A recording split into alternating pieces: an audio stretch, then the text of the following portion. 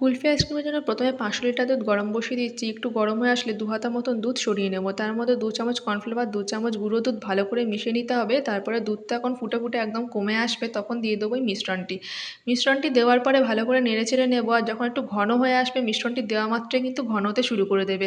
5 minute পর্যন্ত নেড়েচেড়ে নেব। আর গ্যাসের ফ্লেমটা কিন্তু কমিয়ে রাখতে হবে এই অবস্থাতে। তারপর যখন একদম ঘন হয়ে আসে তখন দিয়ে দেবো চিনিটা দেওয়া মাত্র আবার একটু পাতলা হয়ে যাবে, তাই 5 থেকে 4 মিনিট আবারই ভালোভাবে নেড়েচেড়ে নিয়ে তারপরে গ্যাসের ফ্লেমটা বন্ধ করে দিয়ে ভালো করে নেড়েচেড়ে নিতে হবে যাতে কোনো রকম সর না পড়ে। তারপর নামিয়ে নেব। নামিয়ে নেওয়ার পর যখন পুরো একদম ঠান্ডা হয়ে যাবে তখন ফ্রিজে দিয়ে রাখবো যাতে 2 ঘন্টা মতন। এরপর কাজু, কিশমিশ, বাদাম একটু আধকচা করে ভেঙে নিলাম। তারপরে দিয়ে দিচ্ছি দুধের মিশ্রণটি। ঠান্ডা দুধের মিশ্রণটি একবার পেস্ট করে নিয়ে তার মধ্যে দিয়ে দিচ্ছি এলাচের গুঁড়ো আর ভ্যানিলা এসেন্স। তারপর দিয়ে দিয়েছি এর মধ্যে ভেঙে রাখা সমস্ত ড্রাই ফ্রুটগুলো। তারপরে কন্টেনারের মধ্যে 8 থেকে 9 ঘন্টা ভালো করে ঠান্ডা করে বার করে নিয়েছি। এটা জলের মধ্যে ভালো করে গুঁড়িয়ে নিয়ে বার করে নেব। বড় রেসিপির ভিডিওটি চ্যানেলে দেওয়া আছে, অবশ্যই দেখে নেবেন একবার।